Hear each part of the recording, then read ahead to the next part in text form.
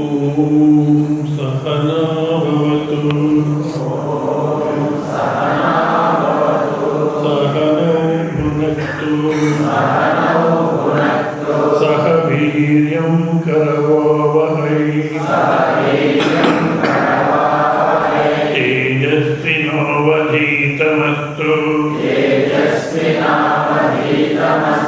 మా విద్విషావహై. ఓం శాంతి శాంతి శాంతి.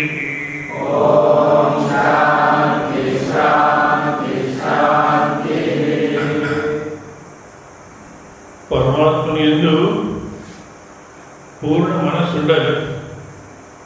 సామాన్యంగా మనిషికి లాస్ట్ ప్రిఫరెన్స్ దేనికి?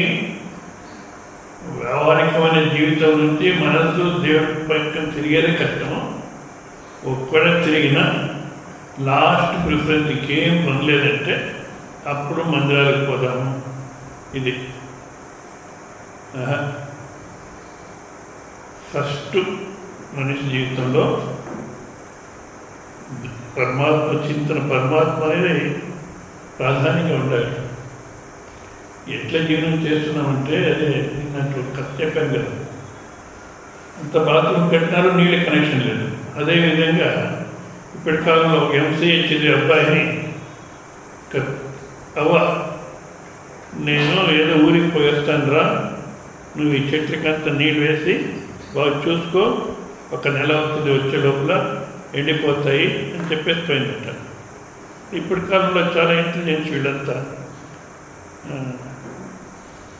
సరే, నెల అయిన తర్వాత పాపం రోజు పని చేస్తున్నాడు. నెల అయిన తర్వాత చెట్లన్నీ ఎండిపోయినాయి. ఏమరా ఏం చేస్తాను, నేను చెప్తాను కదా, నీళ్ళు వేయమని చెప్తాను కదా, ఎందుకు ఇట్లా చేస్తాను అంటే, అయ్యో ఉదయం లేచి మళ్ళీ నేను ఉద్యానం పోయే వరకు చెట్లు సేవ చేస్తాను, వచ్చిన తర్వాత కూడా సేవ చేస్తాను, అయినా ఎండిపోయినాయి, నన్నేం చేయమంటావు? కానీ ఏం సేవ చేసి నీళ్ళు వేస్తున్నా లేదా అంటే చెప్తున్నాడు. బట్ట తీసుకొని, తడి బట్ట తీసుకొని ఒక కాకు తుడిచినాడంట.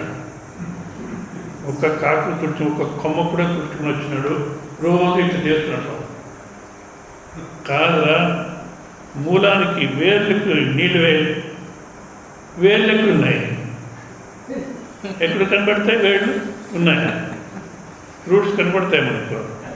అదే ఉంది. నేను అట్లా ఒప్పుకోను అంటాడు.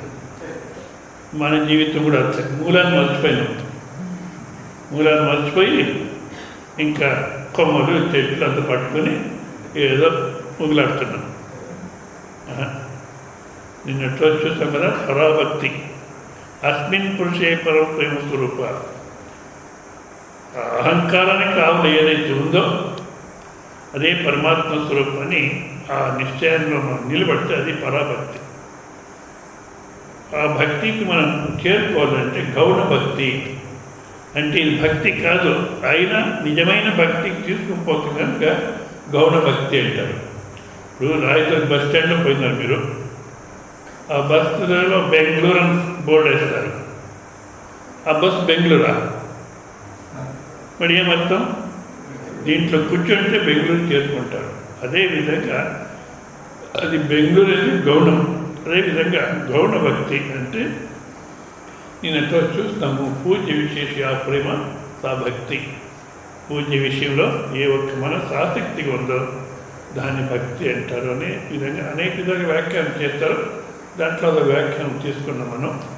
అంటే గురు బోధ చేసేటువంటి గురు, ఆయన చెప్పేటువంటి ఉపనిషత్తు అన్నా, మళ్ళీ అదే ఉపనిషత్తు అదే శాస్త్రము సాకార రూపాన్ని కల్పన చేస్తుంది. నిరాకార తత్వం అర్థం చేసిన కష్టం సాకార రూపాన్ని కల్పన చేస్తుంది. ఆ సాకార రూపంలోనూ మనకు ఆసక్తి ఉండాలి. మనకు ఏమవుతుందంటే ఉన్నాడు దేవుడు ఊరికి. ఇప్పుడైతే కర్ణాటకలో ఈ విచారవాదులు, ప్రగతిపర చింతకులు వీళ్ళంతా ఎక్కువైపోయింది. ప్రగతిపర మఠాధీశ్వరులు. దాంట్లో ఆయన మనల్ని మాట్లాడుతున్నాడు, టీవీలో చెప్పినాడట, 50 సంవత్సరాల నుంచి నేను ఏ మందిరానికి పోలే, జీవనం చేస్తున్నా లేదా నేను. సరే, ఆ దొడ్డబడాపులో ప్రవచనానికి వస్తున్నాడు ఒక అతను. 50 రోజులు జరిగింది ఆరాధన కార్యక్రమం. అక్కడ ఒక అతను ప్రవచనానికి వస్తున్నాడు, వాళ్ళ ఇంటికి రమ్మన్నాడు. పోయినాను. ఆయన ప్రశ్న వేస్తాడు. ఆయన చెప్తున్నాడు, ప్రొఫెసర్ భగవాను 50 సంవత్సరాలకి ఏ మందిరానికి పోలేదని. వాడు అట్లా జీవనం చేస్తుంటే మనం ఎందుకు ఇదంతా పట్టుకోవాలి, ఈ రాముడు ఈ అది ఇది అని ఎందుకు పట్టుకోవాలి అని ఉన్నాడు దేవుడు. కానీ ఆ ప్రొఫెసర్ భగవాన్ కానీ, కమ్యూనిస్ట్స్ కానీ, విచారవాదులు కానీ, హేతువాదులు కానీ ఎవడైనా తన జీవితాన్ని తాను బాగా చూసుకుంటే ఏదో ఒక శక్తి పనిచేస్తుంది, నేనే కాదు మరొకటి ఏదో ఉంది అని బాగా అర్థమవుతుంది. ఇప్పుడు మన జీవితాన్ని మనం చూసుకుంటే పుట్టక మన ఇష్ట ప్రకారం కాదు. పుట్టేదానికి ముందు మిమ్మల్ని ఎవరైనా అడిగినారా, ఎక్కడ జన్మం తీసుకుంటావు, ఆడానా మగానా ఏం కావాలి నీకు అని మనం అడిగినారా? ఎట్లా పుట్టక జరిగిపోయింది. మళ్ళీ ఊపిరాడుతూ ఉంది. ఆడుతుందా లేదా? అంత డౌట్గా చెప్తారు. ఎవరి ఇచ్చేతో ఆడుతుంది. రోజు మీరు మేలుకున్న తర్వాత ఊపిరాడాలి, మర్చిపోకుండా ఊపిరాడాలి అని మనం నిశ్చయం చేసుకుంటామో ఊపిరి జరుగుతుంది. ఎప్పుడు ఆగిపోతుంది? ఎచ్చట ఎవరు నమ్మకం కుమార్ ఎవరు చేస్తుంది ఆ క్రియ? ఏదో ఒక శక్తి చేస్తుంది. ఏ రోజు వెళ్ళిపోతామో ఎవరు నిశ్చయం తీసుకుంటారు? ఎవరి ఇంట్లో సేల్స్ ట్యాక్స్ ఆఫీసర్ ఉండేవాడు ఆయన. తర్వాత ఏదో రోగం వచ్చింది, కూతురు కొడుకు చాలా బాగా చూసుకున్నాడు. నిజంగా దాంట్లో వాళ్ళని ఏమనేదానికి చాలా బాగా చూసుకున్నాడు. ఆయనకి లేసేదానికి కాదు, పండుకునేదానికి కాదు, కూర్చోడానికి కాదు, చాలా బాధపడ్డాడు, చాలా బాగా చూసుకున్నాడు. అయినా కూడా తండ్రి పోయినాడు. అప్పుడు వాళ్ళ ఇంట్లో ఉన్న ఫోటోలు అదంతా తీసి బయట పారేస్తారు. దేవుడి ఉంటే ఇట్లా జరుగుతుందా, మా తండ్రి వెళ్ళిపోతాడా, దేవుడి ఉంటే ఇట్లా జరుగుతుందా అనేసి ఫోటోలు గిట్ట అంతా తీసి బయట వేస్తారు. వాళ్ళ తల్లి నాకు ఫోన్ చేసింది, స్వామీజీ ఇట్లా చేస్తాను మా పిల్లలు, నేను అన్నానమ్మా చాలా బాగా చూసుకున్నారు, వాళ్ళ మనసులో ఆ బాధ ఉంది, దేవుడు మాకు అన్యాయం చేస్తున్నాడు, దేవుడు లేదనేది ఏదో అనుకున్నారు, కానీ ఎప్పుడైనా టైం వచ్చినప్పుడు చూస్తామన్నాను. తర్వాత మాట్లాడేసాను. నేను అడిగినా, మీ తండ్రి చావాలి అని మీరెవరైనా నిశ్చయం చేస్తారా? లేదు. పోనీ మీ తల్లి నిశ్చయం చేసిందా? లేదు. మరి ఎవరు నిశ్చయం చేస్తారు? ఏదో ఒక శక్తి ఉంది కదా మన జీవితం నిశ్చయం చేసుకునేది. ఆ శక్తి ఈరోజు మనకు కనపడదు, మనం చూడలేదు, కానీ లేదని చెప్పలేము. రాత్రి బాగా తిని పడుకున్నాడు, అవునా? బాగా తిన్నారు కనుక నిద్ర కూడా బాగా వచ్చింది. ఉదయం మేలుకుంటే ఆ తిన్న ఆహారము బాగా జీర్ణమయ్యి మలరూపంగా తయారైంది బయట వేసేదానికి, అవునా? ఆ ఆహారంలో సూక్ష్మ భాగము రక్త మాంసాలుగా తయారైంది, దానికి సూక్ష్మ మనస్సుగా తయారైంది. ఇప్పుడు ఆహారాన్ని మీరు తిని పండుకున్నారు, ఎవరు జీర్ణం చేస్తారు? ఏదో ఒక శక్తి జీర్ణం చేసింది కదా. దాన్ని లేదంటే ఒక ప్రకృతి అంటారు. మొత్తంలో నువ్వు కాకుండా ఏదో ప్రకృతి నేచర్ పనిచేస్తుందా లేదా? అంటే ఏదో ఒక శక్తి ఉంది, మన జీవితంలో నిశ్చయం తీసుకుంటుంది, అంతేకా మమ్మల్ని ఆడిస్తుంది. సో అది ఈరోజు మనకు తెలీదు. అందుకే మహాత్ములు అంటారు, తవతత్వం నా జానామి కీర్తిశోష మహేశ్వర. ఏ మహేశ్వర, నీ తత్వం నాకు తెలియదు.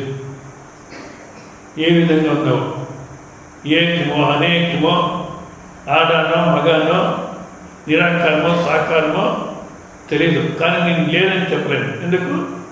నా జీవితం నేను పరీక్ష చేసుకుంటే ఏదో శక్తి పనిచేస్తాను. తవతత్వం నాదానం కీర్తిశోష మహేశ్వర, యాదృశోష మహేశ్వర తాదృశాయ నమో నమ. నువ్వు ఏ విధంగా ఉన్నావో నాకు తెలియదు, కానీ ఏ విధంగా ఉన్నావో అదే విధంగా నీకు నమస్కారం అన్నప్పుడు ఏదో ఒక శక్తి ఉంది అనే దాన్ని మనం ఒప్పుకోవాలి. దాంట్లో పూర్ణమైన మనస్సు ఉండాలి.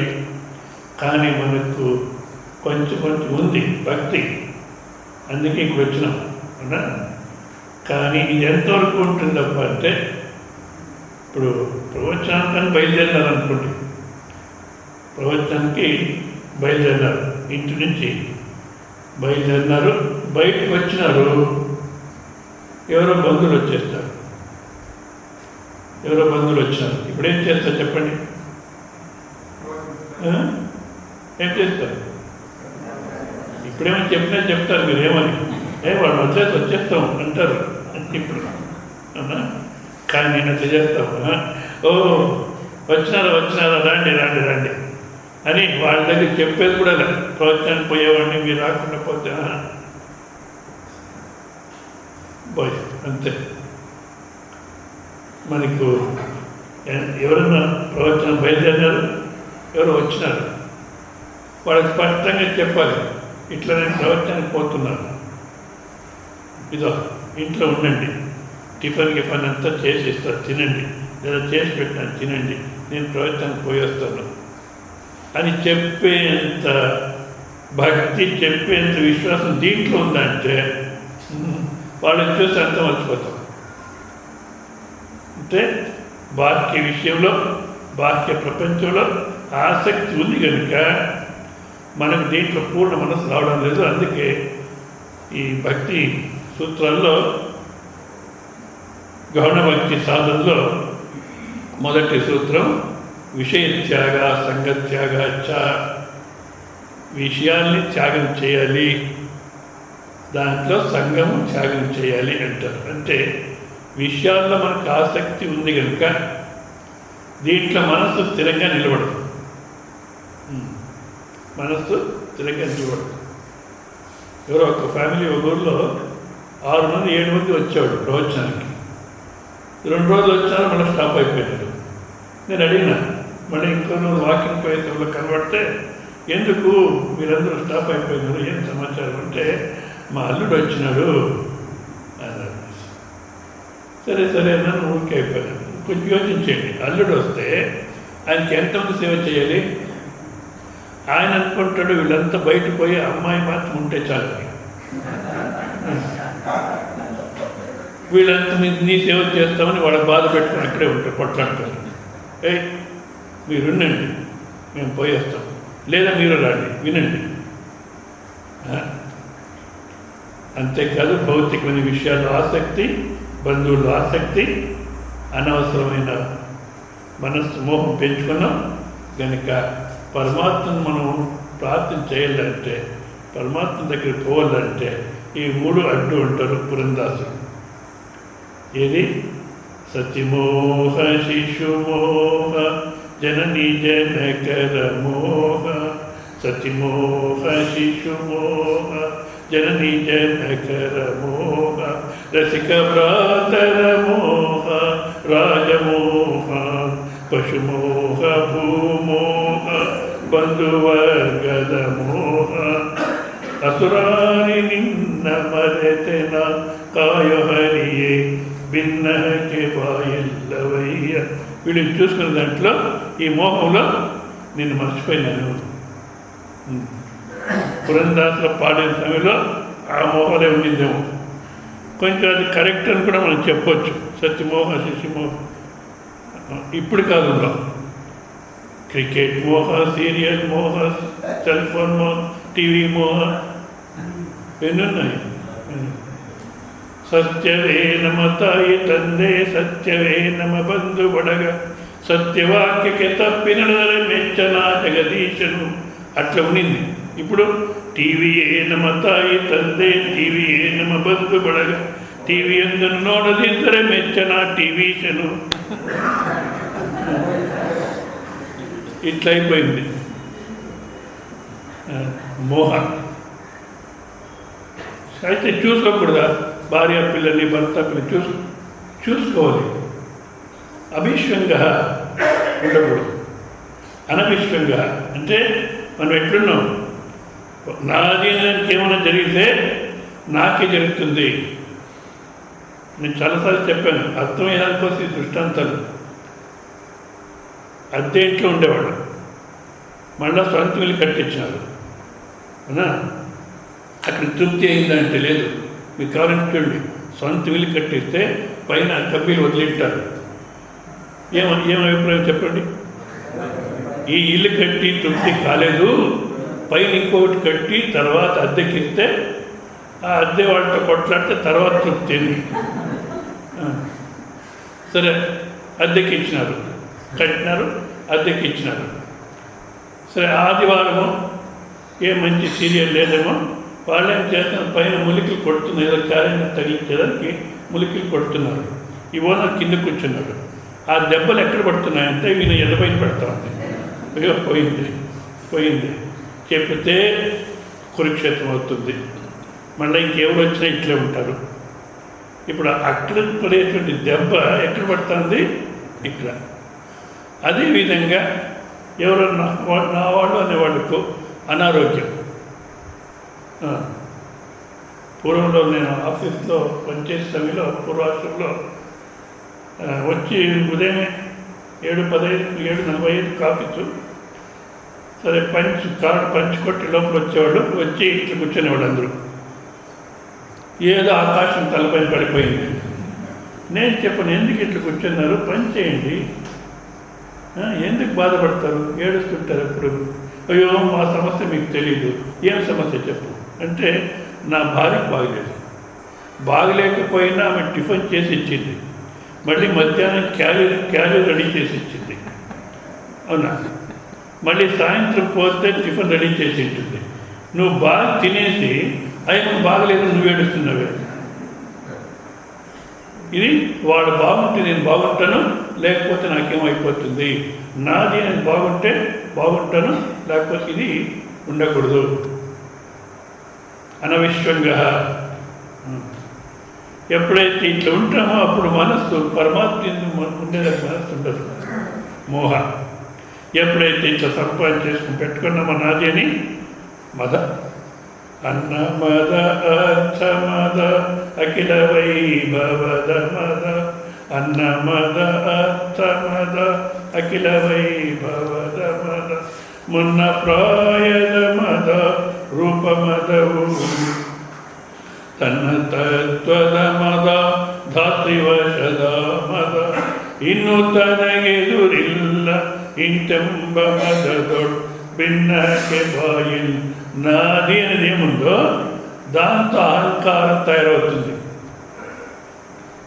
అందుకోసం నాది అనేది ఎంత తగ్గితే అహంకారం అంత మెతువైపోతుంది. ఆ నాది అనే దాంట్లో అహంకారం గట్టి అవుతుంది. మోహ, మద, తర్వాత కోరికలు. ಇಷ್ಟು ದೊರಕಿದರೆ ಮತ್ತೆ ಇಷ್ಟರಾಸೆ, ಅಷ್ಟು ದೊರಕಿದರೆ ಮತ್ತಷ್ಟರಾಸೆ, ಕಷ್ಟ ಬೇಡೆಂಬಾಸೆ కడు సుఖవ కాంబ. కోరికలు వస్తూనే ఉన్నాయి. ఎంత ప్రాప్తి చేసుకున్నా ఇంకా కావాలి వస్తుంది.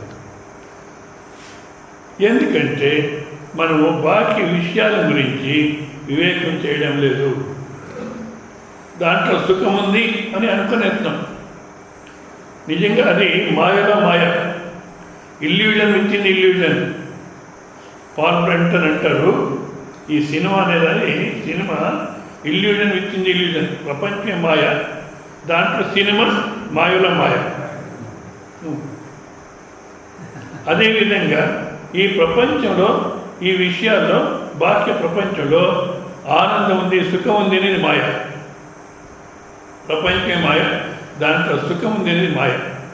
పోనీ మనం వివేకం చేస్తున్నామా అంటే సమాజం పరిగెత్తుంది, వాళ్ళని చూసి నేను పరిగెత్తున్నాను. నిజంగా సమాజం అంటే పుట్టిన తర్వాత తల్లిదండ్రులను చూస్తాం, అవతాతను చూస్తాం, విలువ పొరపాటును చూస్తాం, బంధువులను చూస్తాం, మిత్రులను చూస్తాం. అందరూ నా సుఖం అని పరిగెత్తున్నారు, వాటితో పాటు నేను పరిగెత్తున్నాను. నిజంగా ఎక్కడికి పోతున్నాడు, ఏమో నిశ్చయం ఉందంటే ఎట్లా ప్రయాణం చేస్తున్నా అంటే రైల్వే స్టేషన్కి పోయినాడంట. ఒక టికెట్ డబ్బు ఇచ్చినాడు, టికెట్ ఇమ్మంటాడు. ఎక్కడికయ్యా టికెట్? ఎక్కడికైతే నీకెందుకయ్యా, డబ్బు తీసుకుని టికెట్. ఎక్కడికి వెళ్ళప్ప టికెట్? సరే ఫోన్లే, వాడు కొంచెం యోచన చేస్తున్నాడు. ఎక్కడి నుంచి వచ్చినాడో ఆ ఊరికి టికెట్ ఇచ్చేసి సరిపోతుందని, ఎక్కడి నుంచి వచ్చినావు, డబ్బు తీసుకుని టికెట్ ఇమ్మంటే ఎక్కడి నుంచి వచ్చినావంటో, ఎక్కడికి పోతానంట, నీకెందుకు అవ్వాలి, డబ్బు తీసుకుని టికెట్ ఎక్కడికి ఇవ్వాలి అంటే ఎక్కడికి పోతున్నామో, ఏం చేస్తున్నామో, ఎందుకు చేస్తున్నామో ఏ వివేకం లేదు. ఆనందం ఉంది విషయాల్లో అంటున్నాం. ఏదైనా ఒక విషయం తీసుకొని మీరు యోచన చేయండి. విషయ దోష దర్శన, మనస్సు విషయాల నుంచి వెనుదిరగాలంటే, పరమాత్ముడు ప్రయాణం చేయాలంటే ఫస్ట్ విషయ దోష దర్శన, విషయాల్లో ఉన్నటువంటి దోషాన్ని కనుక్కోవాలంటారు. నిజంగా అది వాక్యం తప్పు, కొంచెం మార్చుకోవాలి. విషయ దోష దర్శన కాదు, విషయాల్లో మన అభిప్రాయంలో ఏం దోషం ఉందో ఆ అభిప్రాయం మార్చుకోవాలి. స్వామి చిన్మయేంద్ర కోట్ చేస్తారు, ఏదో ఒక దేశంలో అదేదో ఒక ప్రాణి, ఆ ప్రాణి యొక్క పళ్ళు దాన్ని ఆభరణంగా వాడుకుంటారట. ఆడవాళ్ళు మగవాళ్ళంతా ఆభరణాలు చేసుకొని ఆ ప్రాణి పళ్ళుతో బంగారానికైనా దానికి ఎక్కువ విలువట. నిజంగా అయితే ఆ ప్రాణి ఆ పళ్ళు ఏదుందో దాంట్లో ఆనందం ఉందా అంటే వాళ్ళట్లా కల్పన చేసుకున్నారు. మనం బంగారంలో ఆనందం ఉంటే అనుకున్నాం, అని కల్పన చేసినాము, వాళ్ళు దాంట్లో దేంట్లో ఆనందం ఉంది. ఇది మన మానసిక కల్పన. కానీ నిజంగా దాంట్లో ఆనందం ఉందా అంటే, ఇప్పుడు చూడండి, బంగారం ఒక దృష్టాంతం తీసుకున్నాం.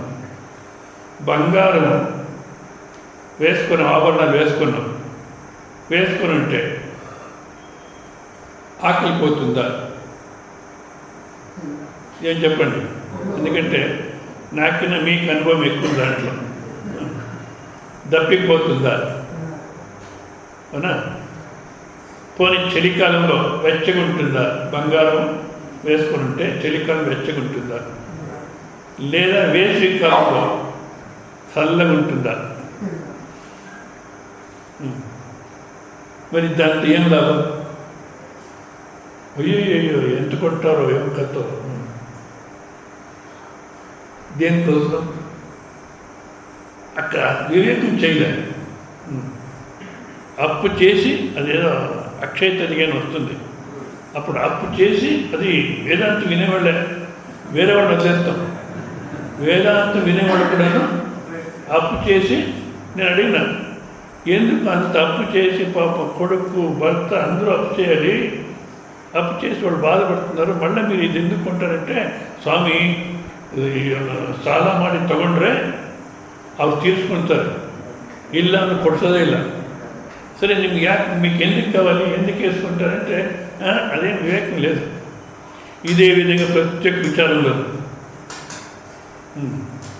తినే దాంట్లో ఎప్పుడు తినాలి, ఫస్ట్ ఎందుకు తినాలి, ఏమి తినాలి, ఎప్పుడు తినాలి, ఎంత తినాలి, ఇదేమైనా యోచన చేస్తాము. అట్లా యోచన చేసేదైతే ఈ పానీపూరి, గూబా మంచూరి ఇవన్నీ వచ్చేది కాదు. ప్రత్యేక దాంట్లోనూ ఆ విషయాల్లో ఉండేటువంటి గుణం ఏదుందో దాన్ని బాగా ఆలోచన చేసి, ఆ విషయాలపైన మన తప్పు అభిప్రాయం ఏదుందో దాన్ని కూడా బాగా వివేకం చేసి, ప్రతిపక్ష భావన అంటుంది శాస్త్రం. ఏదైనా ఒక కోరిక వచ్చిందంటే ప్రతిపక్ష భావంతో కోరిక తీసేసుకోవాలి. విషయత్యాగ అట్లా ఏ కోరిక వచ్చినా వెంటనే తీసేసుకోవాలి. ఈరోజు ఎవరో చెప్పినారు, ఇది శాశ్వతಷ್ಟು సుఖಕ್ಕೆ ಸಂಸಾರದಷ್ಟು సాగరదಷ್ಟು దుఃఖ. అంటే శాశ్వత సుఖానికి సాగరం అంతా దుఃఖం. ఈ వాక్యం జ్ఞాపకం పెట్టుకుని ఉండదు. ఏదైనా కోరిక వచ్చి కొనాలి కావాలి అని వస్తే జ్ఞాపకం పెట్టుకుని ఏమని స్వల్పీరు శాశ్వత సుఖం దీంట్లో దొరుకుతుంది, దానికోసం సాగరం అంత దుఃఖం ఎందుకు తీసేసుకోవాలి. సరే, ఇట్లా వివేకం చేసుకొని తీసేసుకుంటాం అనుకోండి, వద్దులేప ఏ విషయాలు వద్దు, ఉన్నా చాలు, పరమాత్మ ఏమి ఇచ్చినాడో అది చాలు అంటాం. కానీ ఆ విషయాల గురించే యోచన చేస్తుంటాం. ఆ విషయాల గురించి చూడు, మా వాళ్ళు చెప్తే వినరు, ఆడవాళ్ళైనా మగవాళ్ళైనా చెప్తే వినరు. వాళ్ళు చూడు ఎట్లా హాయిగా కార్లో తిరుగుతున్నారు, మనం ఇట్లా దాని గురించే యోచన చేస్తుంటాం. సంఘం మనము విషయాలను అనుకున్నాము, విషయాల్లో ఉండేటువంటి ఆసక్తి పోయిందంటే పోలేదు, మనసులో దాని గురించి యోచన చేస్తుంటాం. అవకాశం దొరికితే ప్రాప్తి చేసుకోవాలనుకుంటాం. ఎప్పుడైతే ఒక విషయాన్ని గురించి మనం యోచన చేస్తున్నామో, మనకు దాంట్లో ఆసక్తిగా ఉందో, అప్పుడేమవుతుంది,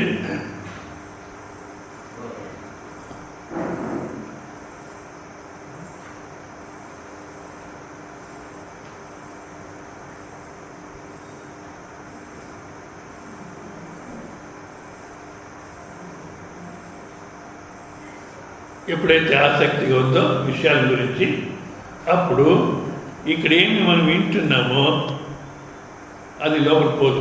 ధ్యాయతో విషయాన్ పుంసః సంగస్తేషుపజాయతే సంగా సంజాయతే కామః కామః క్రోధో విజాయతే క్రోధోద్భవతి సమ్మోహః సమ్మోహాత్ స్మృతిభ్రమః స్మృతిభ్రంశాత్ బుద్ధినాశో బుద్ధినాశాత్ ప్రణశ్యతి. ఎప్పుడైతే కావాలి అనేటువంటి ఒక విషయం చూస్తున్నాము, బాగుంది అంటే లోపల కావాలని వచ్చింది, దానికోసం ప్రయత్నం చేస్తాం. ఏదో అడ్డు వచ్చింది, ఎవరో అడ్డు వచ్చినారు, కోపం వచ్చింది, కోపం వస్తే అయిపోయింది. ఇక్కడ శంకరాచార్య భాష రాస్తూ ఇక్కడ వినిందంత అర్థం చేసుకునేటువంటి స్థితి ఏమొచ్చిందో అది పోయింది. గనక ఆ విషయాల గురించి మనసులో కోరిక వచ్చిందంటే వెంటనే తీసేసుకుంటుండాలి ప్రతిపక్ష భావనతో. ఇది అవసరమా? నిజంగా ఇప్పుడు కాలంలో చూస్తే ఒక కుటుంబంలో ఆ లిస్టు ఖర్చు పెడుతున్నారే, ఆ లిస్ట్ చూస్తే అవసరమైన దానికి ఎక్కువ ఖర్చు కాదు, అనవసరమైన దానికి ఎక్కువ ఖర్చు. ఈ సెల్ ఫోను, ఈ బిల్లు, ఎలక్ట్రిక్ బిల్లు, ఆ బిల్లు, ఈ బిల్లు, ఆ బాత్రూంలో చూస్తే ఎన్ని బట్టలు పెట్టింటారు, ఏముందో అది అవసరం ఏదో అది మాత్రం.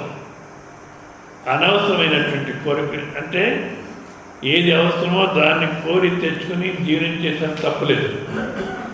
కానీ మనం ఏం చేస్తున్నామంటే ఏది అవసరమో దాన్ని తెచ్చుకుంటున్నాం, అదొకటి. అంతలో ఊరుకుంటాము, బంధువులు చూస్తాము, ఇరుగు పొరుగు వాళ్ళని చూస్తాము, ఫ్రెండ్స్ని చూస్తాము. వాళ్ళు ఎప్పుడైతే తెచ్చుకున్నారో అప్పుడు మనకు మనసులో వస్తుంది, మనకు కావాలి. వాళ్ళు అట్లుంటే మనం ఇట్లుంటే సమాజంలో మర్యాద ఉంటుందా? ఏ సమాజాని కోసం నువ్వు జీవనం చేస్తున్నావా, నీ కోసం నువ్వు జీవనం చేస్తున్నావా? సమాజాని కోసం చెప్పేదేమో నా కోసం అంటారు, సమాజాని కోసం వాళ్ళ వల్లే మనం ఉండాలి, వాళ్ళు సమంగా ఉండాలి, వాళ్ళు మనం ఒప్పుకోవాలి, మర్యాద ఇవ్వాలి. వాళ్ళు అట్లుంటే వాళ్ళు కార్లో తిరుగుతున్నారు, అన్న కార్లో తిరుగుతున్నాడు, నేను తమ్ముడు, నేను సైకిల్లో తిరుగుతుంటే ఏం మర్యాద ఉంటుంది? ఇట్లా వేరే వాళ్ళని చూసి కోరిక పెంచుకుంటున్నాం. మళ్ళీ కొత్తగా వస్తూ ఉంటుంది మార్కెట్లో. ఏదో ఒకటి సైంటిస్ట్ చేస్తుంటే ఊరుకుంటారు. కానీ అది లేకుండా ఇన్ని సంవత్సరాలు జీవనం చేస్తామో లేదా? ఒకళ్ళ అవసరం ఉంటే తీసుకుంటాం. ఇది ఈ సెల్ ఫోను మీకు అర్థం కానీ చెప్తున్నా. ప్రారంభంలో నేను పెట్టుకోలేదు, మీకు తెలుసు. ఎక్కడ ఉంటే వాళ్ళ ఇంట్లో ఏదైనా నంబర్ ఇస్తే ఆ నంబర్కి ఫోన్ చేయండి అని చెప్పేవాడిని. అట్లా జరిగిపోయేది. మళ్ళీ మోదీ వచ్చిన తర్వాత ఈయన చేసిన రాజకీయం కాదు, ఎందుకు కొనాల్సి వచ్చిందంటే ఈ మోదీ వచ్చిన తర్వాత ఆ టికెట్ ఆన్లైన్ బుక్ చేస్తే టికెట్ ఇచ్చేవాళ్ళు. ఎంతో పేపర్ వేస్ట్ అయిపోతుంది, టికెట్ వద్దు, మెసేజ్ ఇస్తామని మొదలుపెట్టినాడు.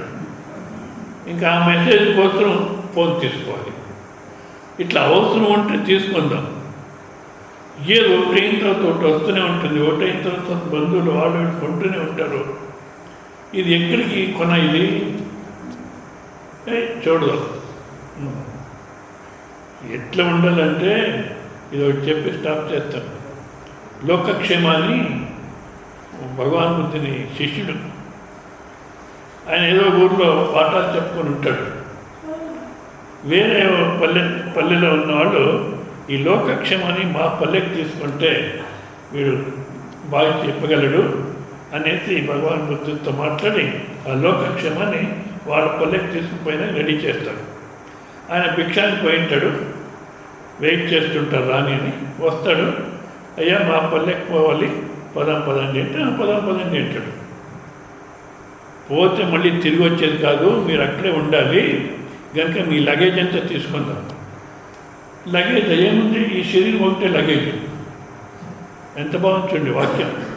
ఈ శరీరం ఒకటే లగేజ్, దీన్ని వదిలేసిపోలేము, ఇది ఒకటి తీసుకొని పోవాలి అంతే, ఇంకేం లేదంటాడు. ఇంకేం లేదా? ఇప్పుడు వేసుకున్న వస్త్రాలు, శరీరం తప్పితే ఇంకేం లేదు. కానీ రూమ్లో ఒకటి చేప ఉంది, పండుకునే చేప ఉంది, ఆసనం ఉంది, తర్వాత కమండలు ఉంది, అదంతా ఈ ఊరోళ్ళే, నాది కాదు, అంత ఈ ఊరోళ్ళే, పదండి అంటాడు. అట్లా ఉండాలి ఫ్రీగా. మీరేమంటారు? మీరు ఉండేదైతే అట్లుండండి, మాకు కాదంటారు. ఓం పూర్ణమద పూర్ణమిదం పూర్ణాత్ పూర్ణముదచ్యతే